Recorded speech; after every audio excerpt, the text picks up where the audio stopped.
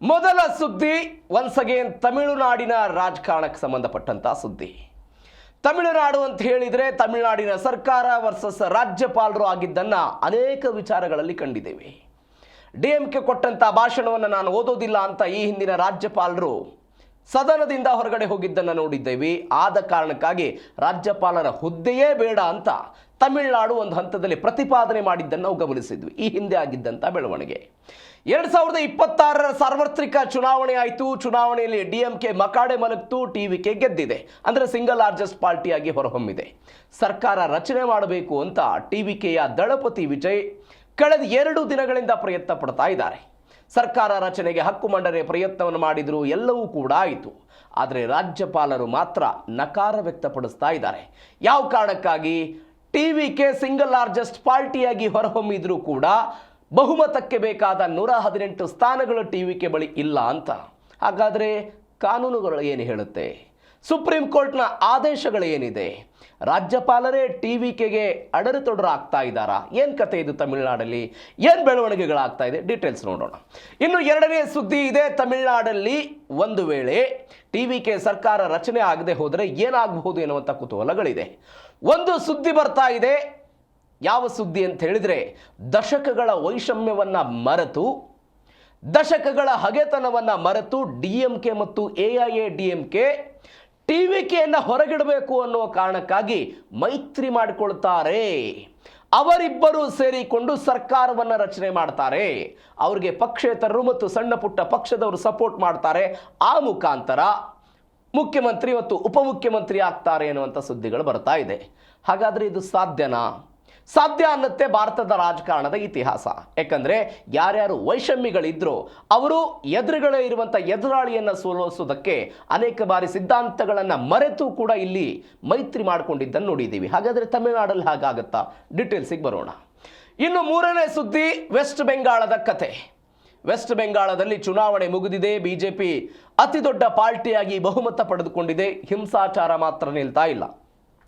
ಯಾವ ಸುವೆಂದು ಅಧಿಕಾರಿ ಮುಂದಿನ ಮುಖ್ಯಮಂತ್ರಿ ಅಂತ ಹೇಳಲಾಗ್ತಾ ಇದೆಯೋ ಅದೇ ಸುವೆಂದು ಅಧಿಕಾರಿಯ ಆಪ್ತ ಕಾರ್ಯದರ್ಶಿಯನ್ನ ಹೊಡೆದುರುಳಿಸಲಾಗಿದೆ, ಹತ್ಯೆ ಮಾಡಲಾಗಿದೆ, ಕೊಲೆ ಮಾಡಲಾಗಿದೆ.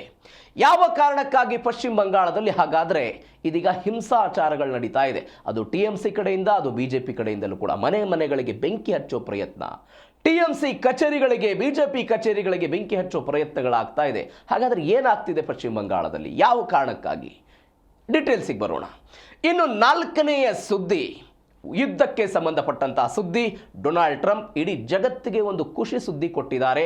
ಸರಿಸುಮಾರು ಒಂದು 3 ತಿಂಗಳ ನಂತರ ನಾವು ಶುರು ಮಾಡಿದ್ದಂಥ ಎಫೆಕ್ಟಿವ್ ಫ್ಯೂರಿ ಅನ್ನುವಂಥ ಕಾರ್ಯಾಚರಣೆ ಏನಿತ್ತು ಅದನ್ನು ಕೊನೆಗಾಣಿಸ್ತೀವಿ. ಆದರೆ ಇರಾನ್ ಬದ್ಧತೆಯನ್ನು ಪ್ರದರ್ಶನ ಮಾಡಬೇಕು ಅಂತ ಒಂದು ಎಚ್ಚರಿಕೆ ಕೊಡೋ ಪ್ರಯತ್ನವನ್ನು ಮಾಡಿದ್ದಾರೆ.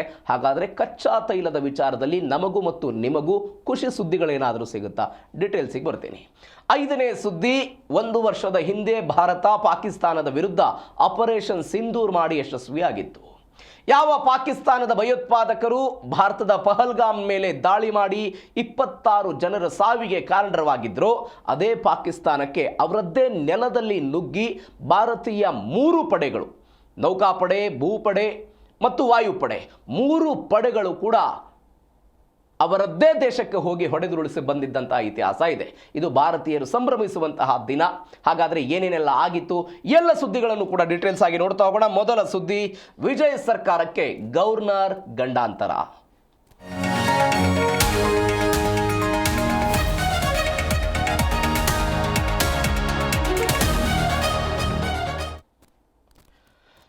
ಎರಡು 2006ರ ವಿಧಾನಸಭಾ ಚುನಾವಣೆಯ ನಂತರ ತಮಿಳುನಾಡು ಇಂಥದ್ದೊಂದು ಸಂದಿಗ್ಧ ಪರಿಸ್ಥಿತಿಯನ್ನು ಎದುರಿಸ್ತಾ ಇದೆ ಚುನಾವಣೆಯ ವಿಚಾರದಲ್ಲಿ.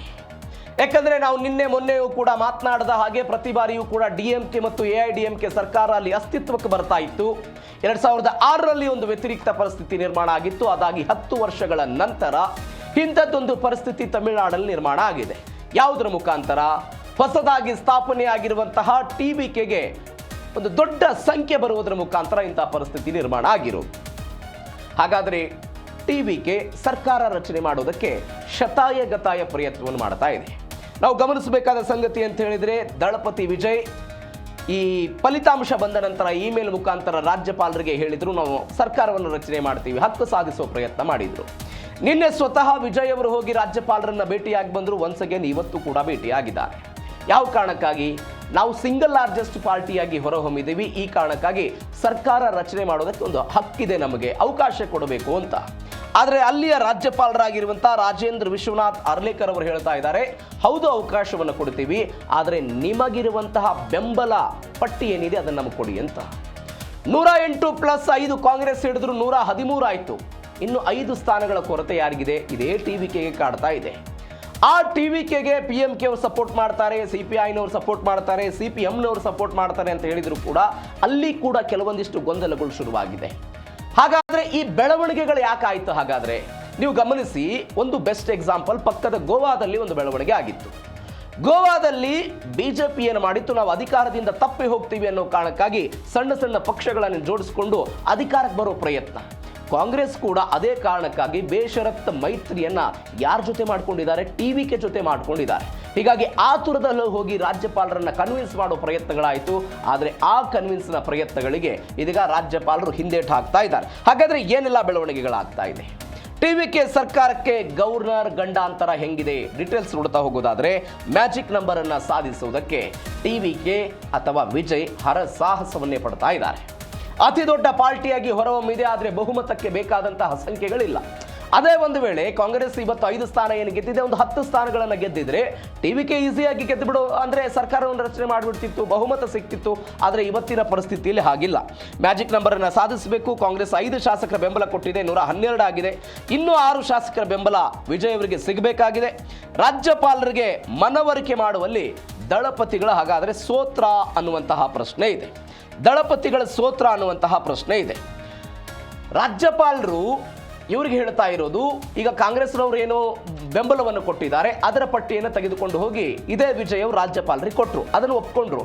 ಆದರೆ ಇನ್ನುಳಿದಂಥ 6 ಶಾಸಕರ ಕೊರತೆ ಏನಿದೆಯಲ್ಲ, ಅದನ್ನು ಹೆಂಗೆ ನೀವು ನಿಭಾಯಿಸ್ತೀರಿ ಎನ್ನುವ ಪ್ರಶ್ನೆ, ಅದರ ಪಟ್ಟಿಯೂ ಕೂಡ ಬೇಕು ಅಂತ ರಾಜ್ಯಪಾಲರು ಕೇಳ್ತಾ ಇರೋದು. ಹೀಗಾಗಿ ರಾಜ್ಯಪಾಲರಿಗೆ ನಂಬರ್ ಇದೆಯೋ ಅಥವಾ ಇಲ್ಲವೋ ಅನ್ನೋದನ್ನ ಖಚಿತಪಡಿಸುವುದಕ್ಕೆ ಸಂವಿಧಾನಾತ್ಮಕವಾಗಿ ಅವರಿಗಿರುವಂತಹ ಒಂದು ಅವಕಾಶ ಇದೆ.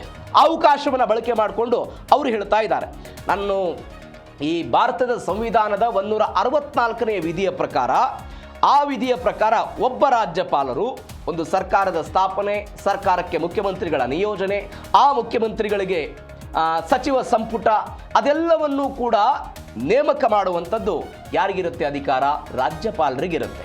ಹಾಗಾದರೆ ಈ ರಾಜ್ಯಪಾಲರ ಈ ನಡವಳಿಕೆ ಏನಿದೆ ಅಂದರೆ, ಸಿಂಗಲ್ ಲಾರ್ಜೆಸ್ಟ್ ಪಾರ್ಟಿಯಾಗಿ ನಾನು ಹೊರಹೊಮ್ಮಿದ್ರೂ ಕೂಡ ನಮಗೆ ಅವಕಾಶಗಳು ಸಿಗ್ತಾ ಇಲ್ಲ ಎನ್ನುವಂತಹ ಈ ಎಲ್ಲ ಬೆಳವಣಿಗೆಗಳೇನಿದೆ, ಈ ಬೆಳವಣಿಗೆ ಸದ್ಯಕ್ಕೆ ದಳಪತಿಗೆ ಒಂದು ದೊಡ್ಡ ಹಿನ್ನಡೆಯನ್ನು ಮೇಲ್ನೋಟಕ್ಕಂತೂ ಆಗ್ತಾ ಇದೆ. ಇದು ಸದ್ಯಕ್ಕೆ ಆಗ್ತಾ ಇರುವಂಥ ಬೆಳವಣಿಗೆ. ಹಾಗಾದರೆ ವಿಜಯ್ಗೆ ಅರ್ಲೇಕರ್ ವಿಘ್ನವಾಗಿ ಕಾಡ್ತಾ ಇದ್ದಾರಾ? ಈ ಪ್ರಶ್ನೆ ಇದೆ. ಸರ್ಕಾರ ರಚನೆ ಮಾಡೋದಕ್ಕೆ ನಿಮ್ಮಲ್ಲಿ ಸಂಖ್ಯಾಬಲ ನಿಮ್ಮಲ್ಲಿ ಇದೆಯಾ? ದೊಡ್ಡ ಪಕ್ಷ ಎನ್ನುವ ಕಾರಣಕ್ಕೆ ಪ್ರಮಾಣಕ್ಕೆ ಅವಕಾಶ ಅಸಾಧ್ಯ ಅಂತ ಅವರು ಹೇಳ್ತಿದ್ದಾರೆ. ಬಹುಮತಕ್ಕೆ ಬೇಕಾದಂಥ ಸಂಖ್ಯೆಗಳನ್ನು ನೀವು ಲಿಖಿತ ರೂಪದಲ್ಲಿ ಕೊಡಬೇಕು ಅಂತ, ಲಿಖಿತ ರೂಪದಲ್ಲಿ ಕೊಡಬೇಕು ಅಂತ ನಾವು ನಿನ್ನೆಯೂ ಕೂಡ ಮಾತನಾಡಿದ್ವಿ. ಕರ್ನಾಟಕದ ಉದಾಹರಣೆ, ಯಡಿಯೂರಪ್ಪನವರು ನನ್ನ ಬಳಿ ಬಹುಮತ ಇದೆ ಅಂತ ವಜುಭಾಯಿ ವಾಲಾ ಅವರಿಗೆ ಹೇಳಿದಾಗ ಅದು ಕೇವಲ ಮೌಖಿಕವಾಗಿತ್ತು, ಅವರು ಲಿಖಿತ ರೂಪದಲ್ಲಿ ಕೊಟ್ಟಿರಲಿಲ್ಲ. ಆದರೆ ಇವತ್ತು ಇವರು ಯಾಕೆ ಲಿಖಿತ ರೂಪದಲ್ಲಿ ಕೇಳ್ತಾ ಇದ್ದಾರೆ ಅಂತ ಹೇಳಿದರೆ, ಇಂತಹ ಬೆಳವಣಿಗೆಗಳಾಗಬಾರ್ದು ಅಂತ, ಕರ್ನಾಟಕದಲ್ಲಿ ಆದಂಥ ಬೆಳವಣಿಗೆಗಳು ಆಗಬಾರದು ಅನ್ನುವ ಕಾರಣಕ್ಕಾಗಿ ಇದೀಗ ಅವರು ಲಿಖಿತ ರೂಪದಲ್ಲಿ ಕೇಳ್ತಿದ್ದಾರೆ ಅಂತ. 118 ಶಾಸಕರ ಬೆಂಬಲ ನಿಮ್ಮ ಹತ್ರ ಇದೆ ಅಲ್ವಾ, ಅದನ್ನು ತೆಗೆದುಕೊಂಡು ಬನ್ನಿ ಅನ್ನುವಂತಹ ನಿಟ್ಟಿನಲ್ಲಿ ಅವರೆಲ್ಲ ಹೇಳ್ತಿದ್ದಾರೆ ಅನ್ನೋದು ಮೇಲ್ನೋಟಕ್ಕೆ ಕಂಡು ಬರ್ತಾ ಇರುವಂಥ ವಿಚಾರ. ಆದರೆ ಟಿವಿಕೆ ಅಥವಾ ಕಾಂಗ್ರೆಸ್ನವರು ಹೇಳ್ತಾ ಇರೋದು SR ಬೊಮ್ಮಾಯಿ ಅವರ ಪ್ರಕರಣವನ್ನು ಮುಂದಿಟ್ಟುಕೊಂಡು ಯಾಕೆ ರಾಜ್ಯಪಾಲರು ಇವತ್ತು ಅವರ ರಾಜಭವನದಲ್ಲಿ ಅಥವಾ ಇವತ್ತಿನ ಲೋಕಭವನದಲ್ಲಿ ತಮ್ಮ ಮೆಜಾರಿಟಿಯನ್ನು ಪ್ರೂವ್ ಮಾಡಬೇಕು ಅಂತ ಅವರು ಕೇಳ್ತಿದ್ದಾರೆ. ಅದು ಪ್ರೂವ್ ಆಗಬೇಕಾಗಿರೋದು ಸದನದಲ್ಲಿ, ವಿಧಾನಸಭೆಯ ಸದನದಲ್ಲಿ ಮೆಜಾರಿಟಿ ಇದೆಯೋ ಇಲ್ವೋ ಅನ್ನೋದು ಅಲ್ಲಿ ಪ್ರೂವ್ ಆಗಬೇಕು. ಯಾಕೆ ಇವರು ಪಟ್ಟಿಯನ್ನು ಕೇಳ್ತಿದ್ದಾರೆ ಅನ್ನುವಂಥ ಪ್ರಶ್ನೆಯನ್ನ ಯಾರು ಕೇಳ್ತಿದ್ದಾರೆ? ಇದೇ ಟಿವಿಕೆ ಮತ್ತು ಇದರ ಜೊತೆಗೆ ಕಾಂಗ್ರೆಸ್ನವರು ಕೇಳ್ತಾ ಇರೋದು. ಇದನ್ನ ಓವರ್ಕಮ್ ಮಾಡಿ ಟಿವಿಕೆ ಹೆಂಗು ಹೊರಗಡೆ ಬರುತ್ತೆ? ಇದು ಸದ್ಯಕ್ಕಿರುವಂತಹ ಪ್ರಶ್ನೆ. ಯಾಕಂದ್ರೆ ಎಲ್ಲ ಪ್ರಯತ್ನಗಳನ್ನು ಅವರು ಮಾಡೋ ಪ್ರಯತ್ನವನ್ನು ಮಾಡ್ತಾ ಇದ್ದಾರೆ. ತಮಿಳುಗ ವೆಟ್ರಿ ಕಳಗಂ ಎನ್ನುವಂತಹ ಪಾರ್ಟಿಯನ್ನು ಕಟ್ಟಿಕೊಂಡು ಹೋರಾಟ ಮಾಡಿ ಈ ಪರಿಪ್ರಮಾಣದಲ್ಲಿ ಸ್ಥಾನಗಳನ್ನು ಪಡೆದಾಗಲೂ ಕೂಡ ಸಂಖ್ಯಾಬಲದ ಮೇಲೆ ನಿರ್ಧಾರ ಆಗುತ್ತೆ. ಇದೇನು ಎತ್ತ ಅಂತ ಡೀಟೇಲ್ಸಿಗೆ ಬರ್ತೀನಿ ನಾ ಮುಂದೆ. ಹಿಂದೆಗಳು ಏನೇನಾಗಿತ್ತು, ಏನು ಎತ್ತ ಅಂತ, ರಾಜ್ಯಪಾಲರು ಯಾಕೆ ಈ ನಡೆಗೆ ಹೋಗ್ತಾ ಇದ್ದಾರೆ ಅನ್ನೋದು ಭಾರಿ ಕುತೂಹಲ ಇದೆ. ಅವ್ರು ಹೇಳ್ತಾ ಇರೋದು ಕೇವಲ ದೊಡ್ಡ ಪಕ್ಷ ಎನ್ನುವಂತಹ ಕಾರಣಕ್ಕಾಗಿ ನಿಮಗೆ ಕೊಡಕ್ಕೆ ಬರೋದಿಲ್ಲ, ಅವಕಾಶವನ್ನು ಕೊಡೋದಿಲ್ಲ. ನನಗೆ ತೃಪ್ತಿ ಆಗಬೇಕು. ಏನು ತೃಪ್ತಿ ಆಗಬೇಕು? ನೀವು ನಾಳೆ ಬಹುಮತವನ್ನು ವ್ಯಕ್ತಪಡಿಸ್ತೀರಿ, ನಿಮ್ಮನ್ನ ಮುಖ್ಯಮಂತ್ರಿ ಆಗಿ ನೋಡೋದಕ್ಕೆ ಶಾಸಕರ ಬೆಂಬಲ ಇದೆ ಅನ್ನೋದನ್ನ ನನಗೆ ತೃಪ್ತಿಪಡಿಸಬೇಕು. ಈಗ ಒಂದು ಪ್ರಕರಣದಲ್ಲಿ ನ್ಯಾಯಾಲಯದಲ್ಲಿ ನಾನು ನ್ಯಾಯ ಪಡೆದುಕೊಳ್ಬೇಕು ಅಂತ ಹೇಳಿದರೆ ಒಟ್ಟಾರೆ ನ್ಯಾಯದ ಅಥವಾ ಒಟ್ಟಾರೆ ಪ್ರಕರಣದ ಬಗ್ಗೆ ನ್ಯಾಯಾಧೀಶರಿಗೆ ಮನವರಿಕೆ ಮಾಡಿಕೊಡೋ ಪ್ರಯತ್ನವನ್ನು ಮಾಡಬೇಕು. ನ್ಯಾಯಾಧೀಶರು ಕನ್ವಿನ್ಸ್ ಆಗಬೇಕು ಈ ಪ್ರಕರಣದಲ್ಲಿ. ಅದೇ ಮಾದರಿಯಲ್ಲಿ ನೀವು ರಾಜ್ಯಪಾಲರನ್ನ ಕನ್ವಿನ್ಸ್ ಮಾಡೋ ಪ್ರಯತ್ನಗಳಾಗಬೇಕು. ಆ ಕಾರಣಕ್ಕಾಗಿ ಅವರು ಹೇಳ್ತಾ ಇದ್ದಾರೆ ನಿಮಗಿರುವಂತಹ ಬೆಂಬಲದ ಪಟ್ಟಿಯನ್ನು ನಮಗೆ ತೆಗೆದುಕೊಂಡು ಬರಬೇಕು ಅಂತ. ಹಾಗಾದರೆ ರಾಜ್ಯಪಾಲರ ವಿರುದ್ಧ ಕಾನೂನು ಹೋರಾಟ, ರಾಜ್ಯಪಾಲರ ವಿರುದ್ಧ ಕಾನೂನು ಹೋರಾಟ ಮುಂದಿರುವಂಥ ಆಪ್ಷನ್ ಅದೇ. ಒಂದು ವೇಳೆ ಅವಕಾಶ ಸಿಗದೆ ಹೋದರೆ ಏನು ಮಾಡೋದಕ್ಕಾಗುತ್ತೆ? ಒಂದು ಸುಪ್ರೀಂ ಕೋರ್ಟಿಗೆ ಹೋಗ್ಬೋದು, ಇಲ್ಲ ಮದ್ರಾಸ್ನ ಹೈಕೋರ್ಟ್ಗೆ ಒಂದು ರಿಟ್ ಅರ್ಜಿಯನ್ನು ಹಾಕಬಹುದು ಎನ್ನುವಂಥ ಸುದ್ದಿಗಳು ಬರ್ತಾ ಇದೆ. ಕಾನೂನು ಹೋರಾಟ ಹಿಂದೆ ಅನೇಕ ಬಾರಿ ಇಂತಹ ಕಾನೂನು ಹೋರಾಟಗಳು ಭಾರತದಲ್ಲಿ ಆಗಿದೆ. ಆ ರೀತಿಯಾಗಿ ಬಹುಮತವನ್ನು ಸಾಬೀತುಪಡಿಸೋದಕ್ಕೆ ನ್ಯಾಯಸಮ್ಮತ ಅವಕಾಶ ಕೊಡ್ತಾ ಇಲ್ಲ ಅಂತ ಒಂದು ದಾವೆಯನ್ನು ಹಾಕ್ಬೋದು. ಸುಪ್ರೀಂ ಕೋರ್ಟ್ ಅಥವಾ ಮದ್ರಾಸ್ ಹೈಕೋರ್ಟ್ಗೆ ಅವರು ಹೋಗುವಂಥ ಸಾಧ್ಯತೆ ಇದೆ. ದೊಡ್ಡ ಪಕ್ಷಕ್ಕೆ ಸರ್ಕಾರವನ್ನು ರಚನೆ ಮಾಡೋದಕ್ಕೆ ಆಹ್ವಾನ ನೀಡೋದು ಸಂವಿಧಾನದ ಆಶಯ. 3 ಆಪ್ಷನ್ಗಳಿದೆ ರಾಜ್ಯಪಾಲರ ಹತ್ರ. ನಾವು ನಿನ್ನೆಯೂ ಕೂಡ ಚರ್ಚೆ ಮಾಡಿದ ಹಾಗೆ 3 ಆಪ್ಷನ್ ಇರೋದು. ಒಂದು, ಚುನಾವಣಾ ಪೂರ್ವದಲ್ಲಿ ಮೈತ್ರಿಯಾಗಿ ಆ ಮೈತ್ರಿಕೂಟಕ್ಕೆ ಏನಾದರೂ ಬಹುಮತ ಬಂದಿದ್ರೆ ಆ ಮೈತ್ರಿಕೂಟವನ್ನು ಅಧಿಕಾರವನ್ನು ಸ್ಥಾಪನೆ ಮಾಡಿ ಬನ್ನಿ ಅಂತ ಅವರಿಗೆ ಅವಕಾಶ ಕೊಡೋದು ಒಂದು. ಎರಡನೇ ಆಪ್ಷನ್ ರಾಜ್ಯಪಾಲರ ಬಳಿ ಇರುವಂಥದ್ದು, ಯಾವ ಪಕ್ಷಕ್ಕೆ ಅತಿ ಹೆಚ್ಚು ಸ್ಥಾನಗಳು ಬಂದಿರುತ್ತಲ್ಲ, ಉದಾಹರಣೆಗೆ ಟಿವಿಕೆ 108 ಸ್ಥಾನ ಬಂದಿದೆ, ಅತಿ ದೊಡ್ಡ ಪಾರ್ಟಿ ಆಗಿದೆ, ಸಿಂಗಲ್ ಲಾರ್ಜೆಸ್ಟ್ ಪಾರ್ಟಿ ಆಗಿದೆ, ಬನ್ನಿ ನೀವು ಸರ್ಕಾರವನ್ನು ರಚಿಸಬಹುದು ಅಂತ ಅವರಿಗೆ ಅವಕಾಶವನ್ನು ಕೊಡೋದಕ್ಕೆ ಇರುವಂಥ ಆಪ್ಷನ್ನು. ಮೂರನೇ ಆಪ್ಷನ್ನು ಚುನಾವಣೆಯ ನಂತರ ಮೈತ್ರಿ ಮಾಡಿಕೊಳ್ಳೋದು. ಈ ಚುನಾವಣೆಯ ನಂತರ ಮೈತ್ರಿಯನ್ನು ಮಾಡಿಕೊಂಡು ಕೆಲ ಪಕ್ಷಗಳು ಬಾಹ್ಯ ಬೆಂಬಲವನ್ನು ಕೊಡಬೇಕು ಅನ್ನುವಂಥ ನಿಯಮಗಳೆಲ್ಲ ಇದೆ. ಆ ನಿಯಮಗಳನ್ನು ಪಾಲನೆ ಮಾಡಿದರೆ ಯಾವುದಾದ್ರೂ ಮೈತ್ರಿಕೂಟ 118 ಸ್ಥಾನಗಳನ್ನು ಏನಾದರೂ ಪೂರೈಕೆ ಮಾಡ್ತಾ ಇದ್ರೆ ಅವರಿಗೆ ಅಧಿಕಾರವನ್ನು ಸ್ಥಾಪನೆ ಮಾಡೋದಕ್ಕೆ ಅವಕಾಶವನ್ನು ಕೊಡೋದಕ್ಕೆ ಕಾನೂನಿನಲ್ಲಿ ಅವಕಾಶ ಇದೆ. ಇದೀಗ ಕಾಂಗ್ರೆಸ್ ಮತ್ತು ಟಿವಿಕೆ ಹೇಳ್ತಾ ಇರೋದೇನು, ಚುನಾವಣಾ ಪೂರ್ವದಲ್ಲಿ ಯಾವುದೇ ಮೈತ್ರಿ ತಮಿಳುನಾಡಲ್ಲಿಲ್ಲ, ಚುನಾವಣೆಯ ನಂತರ ಯಾವುದೇ ಮೈತ್ರಿಕೂಟವೂ ಕೂಡ ನಾನು ಸರ್ಕಾರ ರಚನೆ ಮಾಡ್ತೀನಿ ಅಂತ ರಾಜ್ಯಪಾಲರ ಹತ್ರ ಹೋಗಿ ನನ್ನ ಹಕ್ಕನ್ನು ಮಂಡಿಸಿಲ್ಲ. ಆದರೆ ಉದಾಹರಣೆಯಾಗಿ ಅಥವಾ ತಮಿಳುನಾಡಲ್ಲಿ ಈಗ ಉಳಿದಿರೋದೇ ಒಂದು ಆಪ್ಷನ್ ಯಾವುದು ಅಂತ ಹೇಳಿದ್ರೆ ಟಿವಿಕೆ ಸರ್ಕಾರ ರಚನೆ ಮಾಡೋದು. ಹೀಗಾಗಿ ನಮಗೆ ಅವಕಾಶವನ್ನು ಮಾಡಿಕೊಡಿ ಅಂತ ಅವ್ರು ಹೇಳ್ತಾ ಇದ್ದಾರೆ. ನೀವು ಒನ್ಸ್ ಅಗೇನ್ ಕರ್ನಾಟಕದ ಯಡಿಯೂರಪ್ಪನವರ ಪ್ರಕರಣಕ್ಕೆ ಬಂದರೆ ಇಲ್ಲಿ ಹಾಗಾಗಿರಲಿಲ್ಲ. ಕಾಂಗ್ರೆಸ್ ಮತ್ತು JDS ಚುನಾವಣೆಯ ನಂತರ ಮೈತ್ರಿಯನ್ನು ಮಾಡಿಕೊಂಡು ನಾವು ಸರ್ಕಾರವನ್ನು ರಚನೆ ಮಾಡ್ತೀವಿ ಅಂತ ಹಕ್ಕೊತ್ತಾಯವನ್ನು ರಾಜ್ಯಪಾಲರ ಮುಂದೆ ಮಂಡಿಸಿದ್ರು. ಇದು ಗಮನಿಸಬೇಕಾದ ಡಿಫರೆನ್ಸ್. ಇದು ತಮಿಳುನಾಡಿನ ಪ್ರಕರಣಕ್ಕೂ ಕರ್ನಾಟಕದ 2018ರ ಪ್ರಕರಣಕ್ಕೂ ಇರುವಂಥ ವ್ಯತ್ಯಾಸ. ತಮಿಳುನಾಡಲ್ಲಿ ಯಾವುದೇ ಮೈತ್ರಿಕೂಟ ಸರ್ಕಾರ ರಚನೆ ಮಾಡೋದಕ್ಕೆ ಬರುವಂಥ ಸಾಧ್ಯತೆಗಳು ಕಡಿಮೆ, ಯಾಕಂದರೆ ಅವಕಾಶಗಳು ಇಲ್ಲ. ಎರಡನೆಯದ್ದು, ಕರ್ನಾಟಕದಲ್ಲಿ ಅಂಥದ್ದೊಂದು ಮೈತ್ರಿಕೂಟ ಚುನಾವಣೆಯ ನಂತರ ಆಗಿತ್ತು.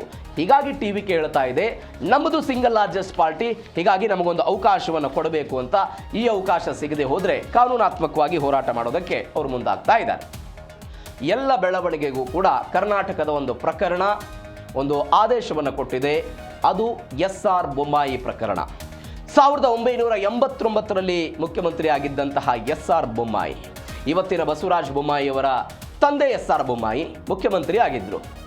ಆದರೆ ಅವರ ಸರ್ಕಾರಕ್ಕೆ ಬಹುಮತ ಇಲ್ಲ ಅಂತ ಕೆಲ ಶಾಸಕರೆಲ್ಲ ಏನು ಮಾಡ್ತಾರೆ, ರಾಜ್ಯಪಾಲರಿಗೆ ಪತ್ರ ಬರೀತಾರೆ. ರಾಜ್ಯಪಾಲರಿಗೆ ಪತ್ರ ಬರೆದು ಏನು ಹೇಳ್ತಾರೆ, ನಮ್ಮದು ಬೊಮ್ಮಾಯಿ ಸರ್ಕಾರಕ್ಕೆ ಬಹುಮತ ಇಲ್ಲ, ನಮ್ಮ ಬೆಂಬಲ ಇಲ್ಲ ಅಂತ ಹೇಳ್ತಾರೆ.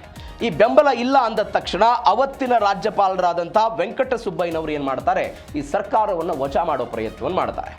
ಈ ವಜಾ ಮಾಡೋ ಪ್ರಯತ್ನಕ್ಕೆ ಹೋದಾಗ SR ಬೊಮ್ಮಾಯಿ ರಾಜ್ಯಪಾಲರಿಗೆ ಹೇಳ್ತಾರೆ ಏನಂತ, ನಾನು ಸದನದಲ್ಲಿ ನಮ್ಮ ಸರ್ಕಾರದ ಬಹುಮತವನ್ನು ವ್ಯಕ್ತಪಡಿಸ್ತೀನಿ, ನನಗೊಂದು ಅವಕಾಶವನ್ನು ಕೊಡಬೇಕು ಅಂತ ಹೇಳಿದಾಗ ಅವತ್ತಿನ ರಾಜ್ಯಪಾಲರು ವೆಂಕಟಸುಬ್ಬಯ್ಯ ಅವಕಾಶವನ್ನು ಕೊಡೋದಿಲ್ಲ. ಸರ್ಕಾರ ವಜಾ ಆಯಿತು. ಸರ್ಕಾರ ವಜಾ ಆದ ನಂತರ ಈ ಪ್ರಕರಣ ಸುಪ್ರೀಂ ಕೋರ್ಟ್ ಮೆಟ್ಲೇರಿತು. ಸುಪ್ರೀಂ ಕೋರ್ಟ್ನಲ್ಲಿ 9 ನ್ಯಾಯಾಧೀಶರಿದ್ದಂತಹ ಪೀಠ ಅವತ್ತು ಆದೇಶವನ್ನು ಕೊಡ್ತು. ಯಾವುದೇ ಒಂದು ಸರ್ಕಾರದ ಬಹುಮತ ಫ್ಲೋರ್ ಆಫ್ ದಿ ಹೌಸ್ನಲ್ಲಿ ಟೆಸ್ಟ್ ಆಗಬೇಕೆ ಹೊರತು ರಾಜ್ಯಪಾಲರ ಕೋಣೆಯಲ್ಲಿ ಅಥವಾ ರಾಜಭವನದಲ್ಲಿ ಅಲ್ಲ. ಫ್ಲೋರ್ ಆಫ್ ದಿ ಹೌಸ್ ಆಗಬೇಕು. ಅದಕ್ಕೆ ಬಹುಮತ ಇದೆಯೋ ಬಹುಮತ ಇಲ್ವೋ ಅನ್ನೋದು ಎಲ್ಲವೂ ಕೂಡ ಅಲ್ಲಿ ಸಾಬೀತಾಗಬೇಕು. ಯಾವ ಕಾರಣಕ್ಕೆ ಅಂತ ಹೇಳಿದರೆ ಅವರು ಸ್ಪಷ್ಟವಾಗಿ ಹೇಳ್ತಾರೆ, ಒಂದು ಪಕ್ಷದ ಪರವಾಗಿ ಆ ರಾಜ್ಯದ ಜನ ಮತವನ್ನು ಹಾಕಿದಾಗ ಅದನ್ನು ವಿರೋಧ ಮಾಡುವಂತಹ ಯಾವ ಅಧಿಕಾರವೂ ಕೂಡ ರಾಜ್ಯಪಾಲರಿಗೆ ಇಲ್ಲ ಅಂತ ಅವತ್ತು ಸುಪ್ರೀಂ ಕೋರ್ಟ್ ಇಂಥದ್ದೊಂದು ಆದೇಶವನ್ನು ಕೊಡ್ತು. ಇವತ್ತು ಟಿವಿಕೆ ಹೇಳ್ತಾ ಇರೋದು ಇದೇ SR ಬೊಮ್ಮಾಯಿ ಪ್ರಕರಣ. ಅವಕಾಶವನ್ನು ಕೊಡಿ, 30 ದಿನಗಳ ಅವಕಾಶ ಇರುತ್ತೆ ಅಂತ ಹೇಳ್ತಾರೆ. ಯಾವುದಾದ್ರೂ ಒಂದು ಪಕ್ಷ ಅಧಿಕಾರ ಸ್ಥಾಪನೆಗೆ ಮುಂದೆ ಬಂದು ಅಲ್ಲಿಯ ಮುಖ್ಯಮಂತ್ರಿಗಳು ಪ್ರಮಾಣ ವಚನ ಸ್ವೀಕಾರ ಮಾಡಿ ಎಲ್ಲವೂ ಆದ ನಂತರ 30 ದಿನಗಳ ಕಾಲ ಸಮಯ ಅವಕಾಶ ಇರುತ್ತೆ. ಯಾವುದಕ್ಕೆ ಸಮಯ ಅವಕಾಶ? ಬಹುಮತವನ್ನು ಸಾಬೀತುಪಡಿಸೋದಕ್ಕೆ ಸಮಯ ಅವಕಾಶ ಇರುತ್ತೆ ಅಂತ ಹೇಳ್ತಾರೆ. ಆದರೆ ಅದೇ ಸಮಯ ಅವಕಾಶವನ್ನು ನಮಗೆ ಕೊಡಿ ಅಂತ ಇದೇ ವಿಜಯ್ ಅವರ ಪಾರ್ಟಿ ಕೇಳ್ತಾ ಇರೋದು. ಆದರೆ ರಾಜ್ಯಪಾಲರು ಹೇಳ್ತಾ ಇರೋದೇನು? ನನಗೆ ತೃಪ್ತಿಯಾಗಬೇಕು, 118 ಶಾಸಕರು ನಿಮ್ಮ ಬಳಿ ಇದ್ದಾರೆ ಅನ್ನುವಂತಹ ಪ್ರೂಫ್ ಬೇಕಲ್ಲ. ಈ ಕಾಂಗ್ರೆಸ್ನ 5 ಪಟ್ಟಿಯನ್ನು ತೆಗೆದುಕೊಂಡು ಹೋದ್ರಿ, ಆದರೆ ಅಲ್ಲಿ ಒಂದು ಸಮಸ್ಯೆ ಆಗ್ತಾ ಇದೆ. ಯಾಕೆ ಅಂತ ಹೇಳಿದ್ರೆ PMK ಆಗಿರ್ಬೋದು ಅಥವಾ CPI-Mನವರಾಗಿರ್ಬೋದು ಕೆಲವೊಂದಿಷ್ಟು ವಿರೋಧವನ್ನು ವ್ಯಕ್ತಪಡಿಸ್ತಾ ಇದ್ದಾರೆ. ಆ ಕಾರಣಕ್ಕಾಗಿ ಬೆಂಬಲಗಳು ಸಿಗ್ತಾ ಇಲ್ಲ ಎನ್ನುವಂಥ ಸುದ್ದಿಗಳು ಬರ್ತಾ ಇದೆ. ಇದೇ ಕಾರಣಕ್ಕಾಗಿ ಅಲ್ಲಿ ಡಿಲೇ ಆಗ್ತಾ ಇದೆ. ಇದು SR ಬೊಮ್ಮಾಯಿ ಅವರ ಪ್ರಕರಣ. ಇದರ ಜೊತೆಗೆ ಮತ್ತೊಂದು ಪ್ರಕರಣ ಆಗಿದೆ 2005-6ರಲ್ಲಿ ಬಿಹಾರದ ಬೂಟಾ ಸಿಂಗ್ ಪ್ರಕರಣ. ಬಿಹಾರದಲ್ಲಿ ಚುನಾವಣೆ ಆಯಿತು. ಬಿಹಾರದಲ್ಲಿ ಚುನಾವಣೆ ಆದಂತಹ ಸಮಯದಲ್ಲಿ 122 ಸ್ಥಾನ ಬೇಕಾಗಿತ್ತು. ಯಾವುದಕ್ಕೆ? ಬಹುಮತಕ್ಕೆ. ಆ 122 ಸ್ಥಾನ ಅವತ್ತು ಬರಲಿಲ್ಲ. 122 ಸ್ಥಾನ ಬರದೇ ಹೋದಾಗ RJDಗೆ 75 ಬಂತು, JDUಗೆ 55 ಬಂತು, BJPಗೆ 37, LJPಗೆ 20 ಬಂತು, ಕಾಂಗ್ರೆಸ್ಗೆ 10 ಬಂತು. ಬಹುಮತಕ್ಕೆ 122 ಬೇಕಾಗಿತ್ತು. ಈ ಪ್ರಕರಣ ಹಿಂಗಾದ ತಕ್ಷಣ ಕೊನೆಗೆ ಏನಾಯಿತು? ಅಲ್ಲಿಯ ರಾಜ್ಯಪಾಲರು ರಾಷ್ಟ್ರಪತಿಗೆ ಪತ್ರ ಬರೆದ್ರು. ಏನಂತ ಬರೆದ್ರು? ಬೂಟಾ ಸಿಂಗ್ ಪತ್ರ ಬರೀತಾರೆ, ಸರ್ಕಾರ ರಚಿಸುವ ಸ್ಥಿತಿಯಲ್ಲಿ ಯಾರೂ ಕೂಡ ಇಲ್ಲ, ಕುದುರೆ ವ್ಯಾಪಾರ ನಡೆಯುವಂಥ ಸಾಧ್ಯತೆಗಳು ಇದೆ ಅಂತ ಅವರು ಒಂದು ವರದಿಯನ್ನು ಕೊಟ್ಟು ಬಿಡ್ತಾರೆ. ಈ ವರದಿ ಹೋದ ತಕ್ಷಣ ಇದೇ ರಮೇಶ್ವರ ಪ್ರಸಾದ್ ಅನ್ನುವಂಥ, ಅಂದರೆ ರಮೇಶ್ವರ ಪ್ರಸಾದ್ ವರ್ಸಸ್ ಕೇಂದ್ರ ಸರ್ಕಾರ ಪ್ರಕರಣ ಅಂತ ಕರೀತಾರೆ ಇದನ್ನು. ಈ ಪ್ರಕರಣದಲ್ಲಿ ಏನಾಗ್ಬಿಡುತ್ತೆ? ಸುಪ್ರೀಂ ಕೋರ್ಟ್ ಮೆಟ್ಲು ಹೋಗುತ್ತೆ. ಸುಪ್ರೀಂ ಕೋರ್ಟ್ ಹೇಳುತ್ತೆ, ನೀವು ಊಹೆ ಮಾಡಿಕೊಂಡು ಕುದುರೆ ವ್ಯಾಪಾರ ನಡೆಯುತ್ತೆ ಅಂತ ನಿಮ್ಮ ಅಂದಾಜಿನಂತೆ ಸರ್ಕಾರವನ್ನು ರಚನೆ ಮಾಡೋದಕ್ಕೆ ವಿರೋಧವನ್ನು ವ್ಯಕ್ತಪಡಿಸಬಾರದು. ರಾಜ್ಯಪಾಲರ ವರದಿ ಕೇವಲ ಅನುಮಾನಕ್ಕೆ ಈಡು ಮಾಡಬಾರದು. ಕುದುರೆ ವ್ಯಾಪಾರ ಅನ್ನೋದು ಕೇವಲ ಅನುಮಾನ ಆಗಬಾರದು. ಅತಿ ದೊಡ್ಡ ಯಾವ ಪಾರ್ಟಿ ಇರುತ್ತೋ ಅದಕ್ಕೆ ಅವಕಾಶವನ್ನು ಮಾಡಿಕೊಡಬೇಕು ಸರ್ಕಾರ ರಚನೆ ಮಾಡೋದಕ್ಕೆ. ಬಹುಮತ ಸಾಬೀತುಪಡಿಸುವುದು ರಾಜಭವನದಲ್ಲೇ ಹೊರತು ಅದು ರಾಜಭವನದಲ್ಲೇ ಅಲ್ಲ, ಬದಲಾಗಿ ಇದು ಸದನದಲ್ಲಿ ಎನ್ನುವಂಥ ಆದೇಶವನ್ನು ಅವತ್ತು ಕೋರ್ಟ್ ಆದೇಶವನ್ನು ಕೊಡ್ತು. ಇದು ಹೆಂಗೆ TVK ಅವರಿಗೆ ಕನೆಕ್ಟ್ ಆಗುತ್ತೆ ಅಂತ ಹೇಳಿದ್ರೆ ಅದು ಬಹಳ ಸ್ಪಷ್ಟವಾಗಿ ಹೇಳಿತ್ತು, ಅದನ್ನು ನೀವು ಸಾಬೀತುಪಡಿಸೋದು ಸದನದಲ್ಲಿ ಮಾತ್ರ, ರಾಜಭವನದಲ್ಲಿ ಅಂತ. ಅದರ ಜೊತೆಗೆ ಅವರು ಸ್ಪಷ್ಟವಾಗಿ ಹೇಳಿದ್ದಾರೆ, ಯಾರು ಅತಿ ದೊಡ್ಡ ಪಾರ್ಟಿಯಾಗಿ ಹೊರಹೊಮ್ಮಿರ್ತಾರೋ ಅವ್ರಿಗೆ ಅವಕಾಶವನ್ನು ಮಾಡಿಕೊಡಬೇಕು ಅಂತ. ಹೀಗಾಗಿ ಅದು ಕೂಡ ಕನೆಕ್ಟ್ ಆಗ್ತಾ ಇದೆ. ಇವೆಲ್ಲವನ್ನ ಮುಂದಿಟ್ಟುಕೊಂಡು ಇದೀಗ TVK ಹೋರಾಟ ಮಾಡೋದಕ್ಕೆ ಮುಂದಾಗ್ತಾ ಇದೆ. ಇದರ ಜೊತೆಗೆ ವಿಜಯ್ಗೆ 6 ತಿಂಗಳ ಗಡುವು ಕೊಟ್ಟಿದ್ದಾರೆ ಮಾಜಿ ಮುಖ್ಯಮಂತ್ರಿ MK ಸ್ಟಾಲಿನ್. MK ಸ್ಟಾಲಿನ್ ಹೇಳಿದ್ದಾರೆ, ನಾವು 6 ತಿಂಗಳು ಏನು ಮಾಡೋದಿಲ್ಲ, TVK ದೊಡ್ಡ ಪಕ್ಷವಾಗಿ ಹೊರಹೊಮ್ಮಿದೆ, ಸರ್ಕಾರ ರಚನೆ ಮಾಡಲಿ, ಚುನಾವಣೆಯಲ್ಲಿ TVK ನೀಡಿದ ಭರವಸೆಗಳನ್ನು ಈಡೇರಿಕೆ ಮಾಡೋದು ಅಸಾಧ್ಯ ಅಂತ ಯಾರು ಹೇಳ್ತಾ ಇರೋದು? ಸ್ಟಾಲಿನ್ ಅವರು ಹೇಳ್ತಾ ಇರೋದು. ಅಸಾಧ್ಯ, ಯಾಕಂದರೆ ಅನೇಕ ಉಚಿತ ಘೋಷಣೆಗಳನ್ನು ಅವರು ಅನೌನ್ಸ್ ಮಾಡಿದ್ದಾರೆ. 2,500 ರೂಪಾಯಿ ಹಣ ಕೊಡೋದಾಗಿರ್ಬೋದು, ಶಿಕ್ಷಣ ವಿಚಾರದಲ್ಲಿ ಅವರು ಕೊಟ್ಟಿರುವಂಥದ್ದು, ಮದುವೆಗೆ ಬಂಗಾರ ಕೊಡ್ತೀವಿ ಅಂತೆಲ್ಲ ಭರವಸೆಗಳನ್ನು ಕೊಟ್ಟಿದ್ದಾರೆ, ಮಕ್ಕಳ ಶಿಕ್ಷಣದ ವಿಚಾರದಲ್ಲಿ ಕೆಲ ಭರವಸೆಗಳನ್ನು ಕೊಟ್ಟಿದ್ದಾರೆ. 6 ತಿಂಗಳ ಆಡಳಿತವನ್ನು ನೋಡಿದ ಬಳಿಕ ನಾನು ಮಾತನಾಡ್ತೀನಿ, DMK ಮಧ್ಯಂತರ ಚುನಾವಣೆಯನ್ನು ಎಂದಿಗೂ ಬಯಸಲ್ಲ ಅಂತ ಅವರೆಲ್ಲ ಮಾತನಾಡಿದ್ದಾರೆ. ಇದರ ಜೊತೆಗೆ ಒಂದು ಕುತೂಹಲ ಇದೆ. ಇದು 6 ತಿಂಗಳು ಅವ್ರು ಏನು ಮಾಡಲ್ಲ ಅಂತ ಹೇಳ್ತಿದ್ದಾರೆ.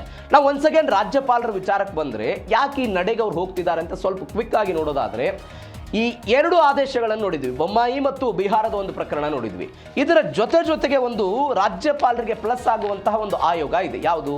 1993ರಲ್ಲಿ ಸರ್ಕಾರಿ ಆಯೋಗ ಅಂತ ಕರೀತಾರೆ ಅದನ್ನು. ಆ ಸರ್ಕಾರಿ ಆಯೋಗವನ್ನು ರಾಜ್ಯ ಸರ್ಕಾರ ವರ್ಸಸ್ ರಾಜ್ಯಪಾಲರ ಸಂಬಂಧಗಳನ್ನು ಪರಾಮರ್ಶೆ ಮಾಡೋದಕ್ಕೆ ಈ ಆಯೋಗವನ್ನು ರಚನೆ ಮಾಡಲಾಯಿತು. ಆಯೋಗ ಕ್ಲಿಯರ್ ಕಟ್ ಆಗಿ ಹೇಳ್ತು, ಚುನಾವಣಾ ಪೂರ್ವ ಮೈತ್ರಿ ಅತಿ ದೊಡ್ಡ ಏಕೈಕ ಪಕ್ಷ ಮತ್ತು ಚುನಾವಣಾ ಉತ್ತರ ಮೈತ್ರಿ ಈ ನಿಟ್ಟಿನಲ್ಲೇ ನೀವು ಅವಕಾಶವನ್ನು ಕೊಡಬೇಕು ಅಂತ ಅವ್ರು ಹೇಳಿದರು. ಇದರ ಜೊತೆಗೆ ಬಹುಮತದ ಪರೀಕ್ಷೆಯ ವಿಚಾರಕ್ಕೆ ಬಂದಾಗ ಅವರು ಕ್ಲಿಯರ್ ಆಗಿ ಹೇಳಿದ್ದಾರೆ, ರಾಜ್ಯಪಾಲರು ವ್ಯಕ್ತಿಯನ್ನ ಮುಖ್ಯಮಂತ್ರಿಯಾಗಿ ನೇಮಿಸುವಾಗ ಆ ವ್ಯಕ್ತಿಗೆ ಸದನದ ವಿಶ್ವಾಸ ಗಳಿಸುವ ಸಾಮರ್ಥ್ಯ ಇದೆ ಅನ್ನುವಂಥ ತೃಪ್ತಿ ರಾಜ್ಯಪಾಲರಿಗಿರಬೇಕು. ಈ ತೃಪ್ತಿ ತಮಿಳುನಾಡಿನ ರಾಜ್ಯಪಾಲರಿಗೆ ಮೇಲ್ನೋಟಕ್ಕೆ ಇದ್ದಂತೆ ಕಾಣಿಸ್ತಾ ಇಲ್ಲ. ಈ ಕಾರಣಕ್ಕಾಗಿ ಅವರು ಪಟ್ಟಿಯನ್ನು ಕೇಳ್ತಾ ಇರಬಹುದು. ಎರಡನೇದಾಗಿ, ರಾಜ್ಯಪಾಲರ ವಿವೇಚನಾ ಅಧಿಕಾರ ಏನಿದೆ ಅದು ಪಕ್ಷಪಾತ ಮಾಡಬಾರದು ಅಂತ ಹೇಳ್ತಾರೆ. ಮೂರನೇದವ್ರು ಹೇಳ್ತಾರೆ, ಸಿಎಂ ಆಯ್ಕೆಯ ಮಾನದಂಡ ಆ ವ್ಯಕ್ತಿ ಸದನದಲ್ಲಿ ಸ್ಥಿರವಾದ ಸರ್ಕಾರವನ್ನು ನಡೆಸಿಕೊಂಡು ಹೋಗ್ತಾನೆ, ಸ್ಥಿರವಾದ ಸರ್ಕಾರ ರಾಜ್ಯದಲ್ಲಿ ರಚನೆ ಆಗುತ್ತೆ ಅನ್ನುವಂಥ ವಿಶ್ವಾಸ ಇದ್ದಾಗ ಮಾತ್ರ ಅವಕಾಶವನ್ನು ಕೊಡಬೇಕು ಅಂತ 1973ರ ಈ ಆಯೋಗ ಹೇಳ್ತಾ ಇದೆ. ಇದನ್ನ ಮುಂದಿಟ್ಟುಕೊಂಡು ಸ್ಥಿರವಾದ ಸರ್ಕಾರಕ್ಕಾಗಿ ಏನಾದರೂ ತಮಿಳುನಾಡಿನ ರಾಜ್ಯಪಾಲರು ಇಂಥದ್ದೊಂದು ಬೆಳವಣಿಗೆಗೆ ಅನುಕರಣೆಗೆ ಹೋಗ್ತಿದ್ದಾರೆ. ಇದು ಸದ್ಯಕ್ಕಿರುವಂಥ ಕುತೂಹಲ. ಇದರ ಜೊತೆಗೆ ವಿಜಯ್ ಬೆನ್ನಿಗೆ ಕಮಲ್ ಹಾಸನ್ ಮತ್ತು ಪ್ರಕಾಶ್ ರೈ ನಿಂತಿದ್ದಾರೆ. ಕಮಲ್ ಹಾಸನ್ ಮತ್ತು ಪ್ರಕಾಶ್ ರೈ ಇವರಿಬ್ಬರು ಕೂಡ DMK ಪರವಾಗಿ ಚುನಾವಣೆಯಲ್ಲಿ ಪ್ರಚಾರ ಮಾಡಿದಂತಹ ವ್ಯಕ್ತಿಗಳಿವರು. ಪ್ರಕಾಶ್ ರಾಜ್ ಮತ್ತು ಕಮಲ್ ಹಾಸನ್ ಅವರದ್ದೇ ಪಾರ್ಟಿಯನ್ನು DMKಯಲ್ಲಿ ವಿಲೀನಗೊಳಿಸಿದ್ದಾರೆ. ಆ ಮಾತು ಬೇರೆ. DMK ಪರವಾಗಿ ಚುನಾವಣೆಯಲ್ಲಿ ಪ್ರಚಾರ ಮಾಡಿದ್ರು. ಪ್ರಕಾಶ್ ರಾಜ್ ಪೋಸ್ಟ್ ಮಾಡಿದ್ದಾರೆ, ಗವರ್ನರ್ ವರ್ತನೆ ಅಸಹ್ಯವಾಗಿದೆ, ಇದು ಸ್ವೀಕಾರ ಅಲ್ಲ, ಇದು ಅಸಂವಿಧಾನಿಕ ಅಂತ ಅವರೆಲ್ಲ ಹೇಳಿದ್ದಾರೆ. ನಮ್ಮಲ್ಲಿ ಭಿನ್ನಾಭಿಪ್ರಾಯ ಇರ್ಬೋದು, ಆದರೆ ವಿಜಯ್ಗೆ ಜನಾದೇಶ ಸಿಕ್ಕಿದೆ, ಅವರಿಗೆ ಅವರ ಹಕ್ಕನ್ನು ಪಡೆಯೋದಕ್ಕೆ ಅವಕಾಶವನ್ನು ಕೊಡಬೇಕು ಅಂತ ಅವರೆಲ್ಲ ಬರೆದಿದ್ದಾರೆ ಪೋಸ್ಟಲ್ಲಿ. ಪ್ರಕಾಶ್ ರಾಯ್ ಅವರ ಪೋಸ್ಟ್ ಇದು. ಇದರ ಜೊತೆಗೆ ಕಮಲ್ ಹಾಸನ್ ಅವರು ಕೂಡ ಒಂದು ಪೋಸ್ಟ್ ಮಾಡಿದ್ದಾರೆ. ವಿಜಯ್ ಸರ್ಕಾರ ರಚನೆ ಮಾಡೋದಕ್ಕೆ ಕರೆಯದಿರುವುದು ತಮಿಳುನಾಡು ಜನತೆಗೆ ನೀಡಿದ ತೀರ್ಪಿಗೆ ಮಾಡುವಂಥ ಅವಮಾನ ಅಂತೆಲ್ಲ ಹೇಳಿದ್ದಾರೆ. ಯಾವುದೇ ಒಂದು ಪಕ್ಷಕ್ಕೆ ಸ್ಪಷ್ಟ ಬಹುಮತ ನೀಡಿ ಆಡಳಿತ ನಡೆಸುವ ಅಧಿಕಾರವನ್ನು ಜನತೆ ಕೊಟ್ಟಿಲ್ಲ, ಹೀಗಾಗಿ ಅವರಿಗೆ ಅವಕಾಶವನ್ನು ಕೊಡಬೇಕು ಅಂತ ಕಮಲ್ ಹಾಸನ್ ಮತ್ತು ಪ್ರಕಾಶ್ ರಾಜ್ ಅವರ ಬೆನ್ನಿಗೆ ನಿಂತಿರೋದು.